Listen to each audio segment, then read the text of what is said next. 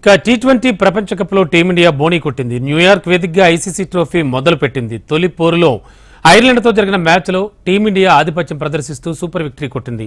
న్యూయార్క్లోని Nassau county స్టేడియంలో జరిగిన మ్యాచ్లో 8 వికెట్ల తేడాతో ఐర్లాండ్పై ఘన విజయం సాధించింది. టీమిండియా టాస్ గెలిచి బౌలింగ్ ఎంచుకుంది. తొలుత టీమిండియా పేసర్ల ధాటికి ఐరిష్ జట్టు 16 ఓవర్లలో 96 పరుగులకే ఆలౌట్ అయింది. భారత్ 12.2 ఓవర్లలో 2 వికెట్లు కోల్పోయి లక్ష్యం ఛేదించింది. కెప్టెన్ రోహిత్ శర్మ 52 పరుగులు చేసి రిటైర్డ్ హాట్గా వెనుదిరిగారు. రిషబ్ పంత్ 36 పరుగులతో జట్టును గెలుపు తీరాలకు చేర్చాడు.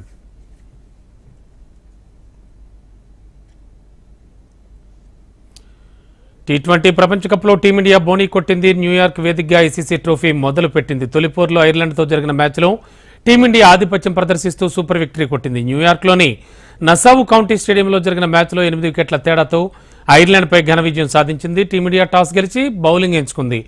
తొలుత టీమిండియా పేసర్ల ధాటికి ఐరిష్ జట్టు 16 ఓవర్లలో 96 పరుగులకే ఆలౌట్ అయింది. భారత్ 12.2 ఓవర్లలో 2 వికెట్లు కోల్పోయి లక్ష్యం ఛేదించింది. కెప్టెన్ రోహిత్ శర్మ 52 పరుగులు చేసి రిటైర్డ్ హాట్గా వెనుదిరిగారు. రిషబ్ పంత్ 36 పరుగులతో జట్టు గెలుపు తీరాలకు చేర్చాడు.